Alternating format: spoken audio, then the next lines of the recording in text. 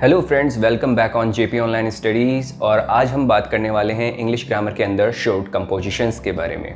और short compositions के अंदर भी एक स्पेसिफिक टॉपिक के बारे में आज हम डील करेंगे। वैसे शॉर्ट कंपोजिशंस के अंदर काफ़ी टॉपिक्स होते हैं, जैसे आपके एडवर्टीज़मेंट राइटिंग होती है, नोटिस राइटिंग होती है, पोस्टर राइटिंग होते हैं। तो आज हम इनमें से पहला टॉपिक डील करेंगे, वो है एडवर्टीज़मेंट राइटिंग, एड्स राइटिंग या एडवर्टीज़मेंट राइटिंग।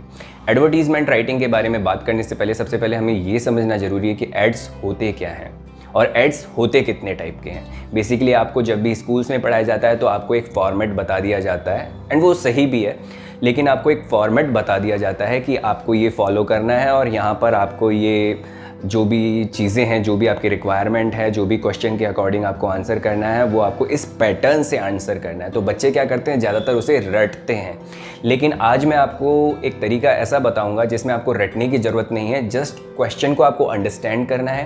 क्वेश्चन के अंदर जो रिक्वायरमेंट होगी, उस रिक्वायरमेंट को आपको उसके बारे में सोचना है, एंड देन उसके बाद उसको बुलेट पॉइंट्स में आपको शॉर्ट यानी फुल ये इसमें ध्यान रखने वाली बात है कि एडवर्टीज़मेंट के अंदर हम ज़्यादातर फुल सेंटेंसेस को अवॉइड करते हैं। वो क्यों अवॉइड करते हैं उसका भी एक रीज़न है, मैं आगे वीडियो में बताऊंगा।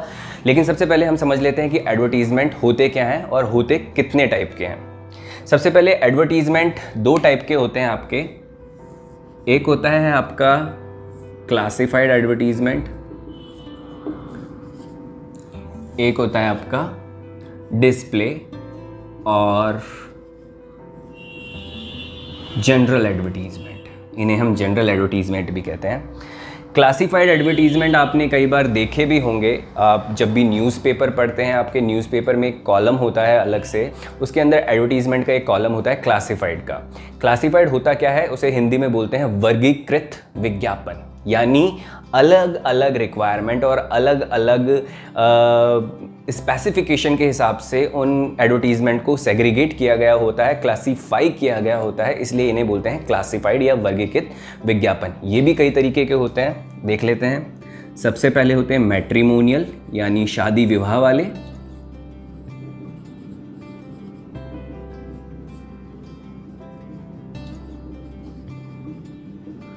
सेकंड होते हैं आपके जॉब वैकेंसी।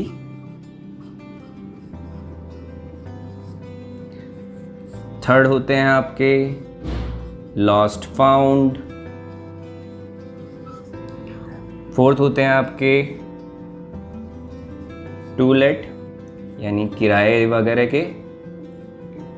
फिफ्थ होते हैं परचेज सेल। अब ये कुछ भी हो सकता है, प्रोडक्ट भी हो सकता है, लैंड भी हो सकता है, फ्लैट, मकान, कुछ भी हो सकता है परचेज एंड सेल में। तो इस तरीके से ये 4-5 कैटेगरी होती हैं मेनली, जिनके अंदर ये क्लासिफिकेशंस किए गए रहते हैं। डिस्प्ले एडवर्टीज़मेंट्स होते हैं जो जनरली आप अपने टीवी पर या कहें तो इवन दो न्यूज़पेपर में भी आप डिस्प्ले एडवर्टीज़मेंट देखते हैं, जो कि बड़े बड़े बैनर बने हुए आते हैं, पेज के अंदर पोस्टर बने हुए आते हैं जिनके अंदर लिखा होता है, जैसे सेल वाले जो एडवर्टीज़मेंट होते हैं। कोई कंपनी अपने प्रोडक्ट को लेकर सेल करती है, लाइक जैसे आप मान के चलिए ली की जीन्स का अगर कोई एडवर्टीज़मेंट आ रहा है, 50% सेल, समर सेल, मतलब क्लोथिंग रेंज के रिगार्डिंग जो भी एडवर्टीज़मेंट होते हैं, या अलग अलग प्रोडक्ट, FMCG प्रोडक्ट जैसे होते हैं आपके, ये खरीदो तो ये मुफ्त पाओ, 4 साबुन के साथ 1 साबुन फ्री, बड़े कोलगेट के साथ ओरल बी का ब्रश फ्री। तो ये सारे जो आपके एडवर्टीज़मेंट हैं ये डिस्प्ले ऐड के अंदर आते हैं, जो जनरली वो लोग पब्लिश करते हैं जो रिटेलर होते हैं या जो मैन्युफैक्चरर्स होते हैं, प्रोड्यूसर्स होते हैं, यानी जो प्रोडक्शन करते हैं चीज़ों का, वो लोग इन चीज़ों को डिस्प्ले करते हैं। ये बेसिकली इंडिविजुअल लेवल के एड्स होते हैं। इंडिविजुअल मतलब जो व्यक्तिगत रूप से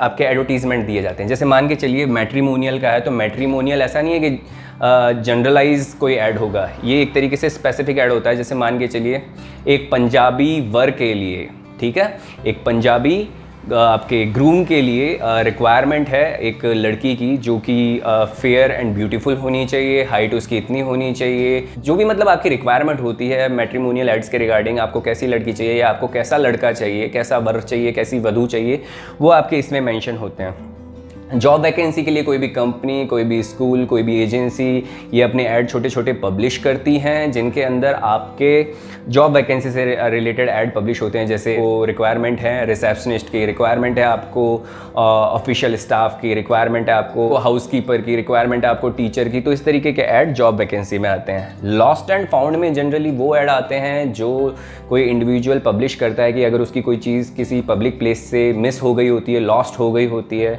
या किसी को फाउंड हुई होती है कोई चीज़ और वो लौटाना चाहता है पर्टिकुलर जिससे वो बिलोंग करती हैं, उनको वो ऐड में पब्लिश करता है कि मुझे फलाना डॉक्यूमेंट मिला है, तो उसका कॉन्टैक्ट नंबर वगैरह मुझे नहीं है, तो वो एक जनरल ऐड पब्लिश कर देता है न्यूज़पेपर में। तो अगर विक्टिम होता है वो उसको ऐड को देखकर हो सकता है उसके कॉन्टैक्ट कर ले। तो ये आपके लॉस्ट एंड फाउंड वाले ऐड में आते हैं। इसके बाद आते हैं टू लेट के ऐड। ये जनरली हम कई जगह देखते हैं, जैसे दुकानें होती हैं, फ्लैट होते हैं, वहाँ पर एक सफ़ेद कागज़ या सफ़ेद बोर्ड लगा होता है कि ये जगह खाली है, ये प्रेमाइस खाली है, ये घर, ये मकान, ये दुकान, ये किराए के लिए अवेलेबल है, आप चाहें तो इसे किराए पे ले सकते हैं। आप कोई भी काम या रहना चाहें तो आप ये इसे यूज़ कर सकते हैं, और उसके लिए आप कॉन्टैक्ट नंबर या एड्रेस दिया गया रहता है पर्टिकुलर बंदे का कि आप इस नंबर पर या इस पते पर आकर संपर्क करें, कॉन्टैक्ट करें। इसके बाद आती है अगली कैटेगरी परचेज एंड सेल की। ये टू लेट की तरह ही है। इसमें जहाँ चीज़ें टू लेट के अंदर किराए पे अवेलेबल करवाने के लिए बोली जाती हैं, आप किसी चीज़ को रेंट करना चाहते हैं प्रॉपर्टी को, तो यहाँ पे किसी भी चीज़ को या प्रॉपर्टी को सेल और परचेज़ के बारे में बोला जाता है। जैसे कोई फ्लैट आपका बिकाऊ है, कोई मकान आपका बिकाऊ है, कोई आपकी शॉप है, कोई ऐसी लोकेशन है, कोई ऐसी प्राइम लोकेशन पे आपका फ्लैट अवेलेबल है, what you want to sell, जो आप बेचना चाहते हैं, तो वो चीज़ों के ऐड भी आप यहाँ पर पब्लिश कर सकते हैं। जनरल ऐड में मैंने आपको पहले ही बता दिया है उस तरीके के ऐड जो रिटेलर्स से या पब्लिक इंटरेस्ट से या नेशनल इंटरेस्ट से संबंधित होते हैं और डिस्प्ले में आते हैं किसी चीज़ को लुभाने के लिए, किसी चीज़ को बताने के लिए। तो ऐसे ऐड आपके डिस्प्ले कैटेगरी में या जनरल कैटेगरी में आएंगे। अब आगे बढ़ते हैं, हम एक एक कैटेगरी के लिए हम एक एक एडवर्टीज़मेंट को बोर्ड पे करेंगे, तो आप बने रहिएगा इस वीडियो में। सबसे पहले हम मैट्रिमोनियल कैटेगरी के अंदर एक एडवर्टीजमेंट उठाते हैं। सो फ्रेंड्स, मैंने यहाँ पे मैट्रिमोनियल एड्स के लिए फॉर्मेट लिखा है। फॉर्मेट इन द सेंस कि ये वो चीज़ें हैं जो आपको मैट्रिमोनियल एड्स लिखते वक्त ध्यान में रखनी है। मैट्रिमोनियल्स ऐड में क्या होता है, जब भी आप किसी रिश्ते के लिए रिक्वायरमेंट अपनी पब्लिश करते हैं एड्स के अंदर, तो आपकी क्या रिक्वायरमेंट होती है? डेफिनेटली ब्राइड या ग्रूम से रिलेटेड जो आपकी रिक्वायरमेंट है, यानी दूल्हा और दुल्हन या वर या वधू से संबंधित जो आपकी रिक्वायरमेंट है वो आप लिखते हैं। जैसे किसी को मान के चलिए पंजाबी लड़का है या कोई ब्राह्मण लड़का है, ठीक है, तो आपकी दुल्हन के लिए या वधू के लिए क्या रिक्वायरमेंट होती है? रिक्वायर्ड अ ब्राइड, ठीक है, required a beautiful bride, age should be this, personality should be, अब पर्सनैलिटी के अंदर आप हाइट, कॉम्प्लेक्शन यानी कलर वगैरह, फेयर है, विटिश है, ग्रे है, जो भी है, डार्क शेड है, वो आप यहाँ पे मेंशन कर सकते हैं। पर्सनैलिटी में हाइट वगैरह, यानी हाइट कितनी है, 5 फीट 4 इंच है, और 5 फीट है, 5 फीट 2 इंचेस है, तो ये सारी चीज़ें पर्सनैलिटी में आ जाएंगी। इसके बाद कास्ट आ जाता है कि अगर पंजाबी वर है और पंजाबी ही वधू ढूंढ रहा है, यानी जो है वो ब्राइड भी जो है वो पंजाबी ही चाहिए, या फिर अगर ब्राह्मण है ग्रूम और उसको जो ब्राइड है वो भी ब्राह्मण ही चाहिए, तो यहाँ पे कास्ट और रिलीजन दोनों चीज़ें मेंशन करना ज़रूरी है, क्योंकि शादी विवाह के अंदर ये चीज़ें बहुत ज़्यादा मैटर करती है। तो ध्यान रखिएगा आप ये एज, कास्ट, रिलीजन, पर्सनैलिटी। हाँ, किसी की रिक्वायरमेंट होती है क्वालिफिकेशन को लेके, जैसे कि पढ़ा लिखा लड़का चाहिए या पढ़ी लिखी लड़की चाहिए, तो qualification should be mention over there into your advertisement. बाकी चीज़ें डिपेंड करती है कि एग्जाम में आपको क्वेश्चन के अंदर क्या क्या स्पेसिफिकेशन दी गई है। अगर आपके क्वेश्चन के अंदर स्पेसिफिकेशन में क्वालिफिकेशन वगैरह को इतना तवज्जो नहीं दिया गया, तो definitely you don't need to write that thing into your advertisement. इसके बाद बात आती है प्रोफेशन की। अगर लड़की के बारे में बात करते हैं कि रिक्वायरमेंट वधू की है, तो अगर वो काम घरेलू यानी क्या बोलते हैं उसे, होम मेकर होनी चाहिए, ठीक है, वर्किंग नहीं चाहिए उन्हें, यानी जॉब प्रोफाइल से जुड़ी हुई नहीं होनी चाहिए, तो आप यहाँ पे मेंशन कर सकते हैं कि हमें वर्किंग लड़की नहीं चाहिए या जॉब करने वाली लड़की नहीं चाहिए। और अगर आपको जॉब करने वाली लड़की चाहिए तो वो भी आप लिख सकते हैं। इसके अलावा सोशल स्टेटस कैसा है, नेचर ऑफ जो पर्सन है वो कैसा है, इसके अलावा हॉबीज़ क्या क्या हैं, ये सारी चीज़ें आप डिटेल के अंदर डालेंगे। ये सारी चीज़ें जब डिटेल के अंदर डल गई, उसके बाद बात आती है कॉन्टैक्ट डिटेल की, कि आपने कांटेक्ट कहाँ पर करना है, जिसने ऐड दिया है, जिसने रिक्वायरमेंट भेजी है, उसका कांटेक्ट डिटेल होना ज़रूरी है। या तो आप फ़ोन नंबर मेंशन कर सकते हैं, या आप ईमेल एड्रेस, या अपना जो भी आपका रेजिडेंशियल एड्रेस है जहाँ पर आप मेल मुलाकात या मीटिंग हेल्ड करवाना चाहते हैं, या मीटिंग करवाना चाहते हैं, वहाँ पर आप इन चीज़ों की डिटेल डालना ज़रूरी होता है। अब मैंने जैसा वीडियो की शुरुआत में कहा था कि एडवर्टीज़मेंट के अंदर हम चीज़ों को शॉर्ट रखते हैं। क्यों रखते हैं? क्योंकि जनरली एडवर्टीज़मेंट जो होते हैं वो पब्लिश होते हैं न्यूज़पेपर के अंदर। वैसे तो आजकल सोशल प्लेटफॉर्म भी काफ़ी हैं, जैसे matrimonial.com, शादी.com, ऐसे बहुत सारी मैट्रिमोनियल साइट्स हैं जो मतलब इस तरीके की चीज़ों को डील करती हैं, लेकिन फिर भी न्यूज़पेपर के अंदर एड्स अभी भी आते हैं। तो क्या होता है कि आपके पर वर्ड एक शब्द का पैसा आपको चार्ज किया जाता है। तो यहाँ पे ये ध्यान रखा जाता है कि हम कम से कम यानी कंसाइज वे, शॉर्ट वे में हम अपना मैसेज पूरा का पूरा उस एडवर्टीज़मेंट में पब्लिश कर दें, उस ऐड के अंदर पब्लिश कर दें, और कम से कम पैसे हमारे लगें।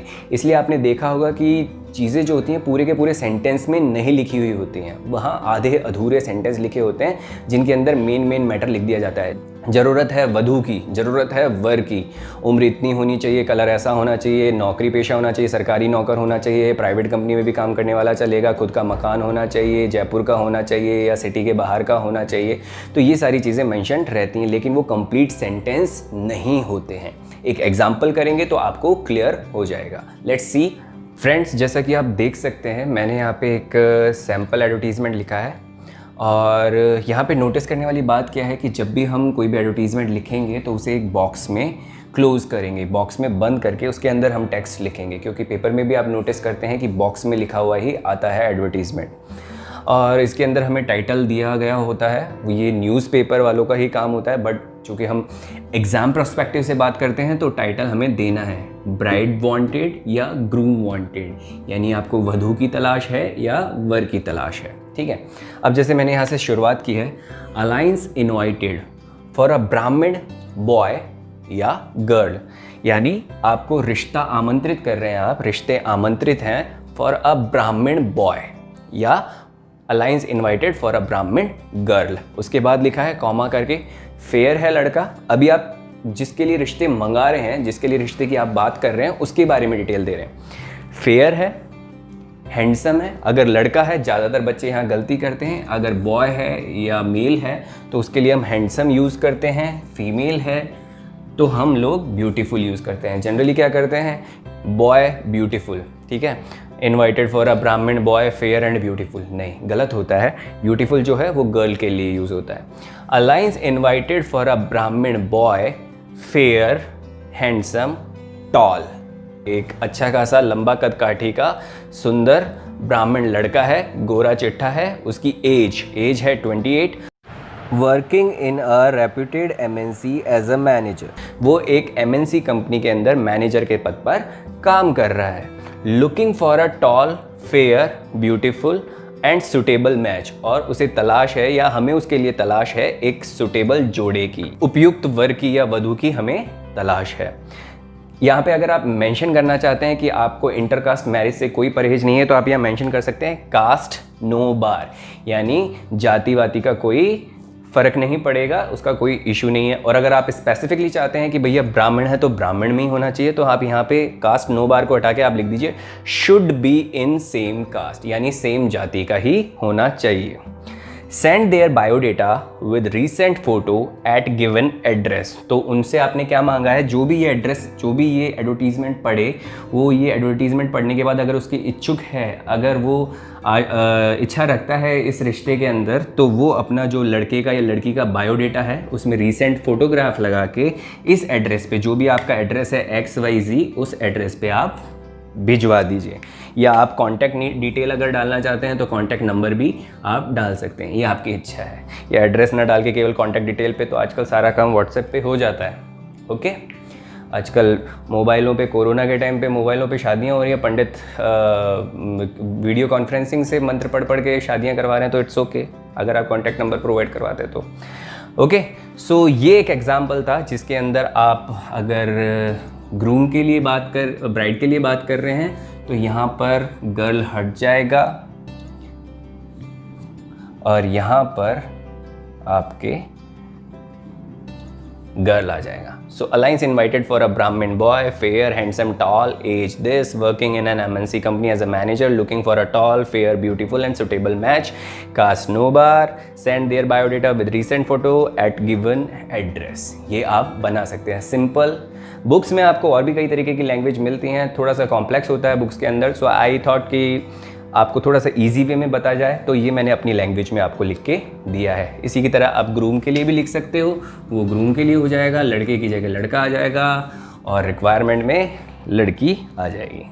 आज के वीडियो में हमने केवल ब्राइड ग्रूम वांटेड के लिए एडवर्टीजमेंट डिस्कस किया है। नेक्स्ट वीडियो में हम टू लेट, सेल परचेज, आपके लॉस्ट एंड फाउंड और जॉब वैकेंसी के बारे में डिस्कस करेंगे। Thank you.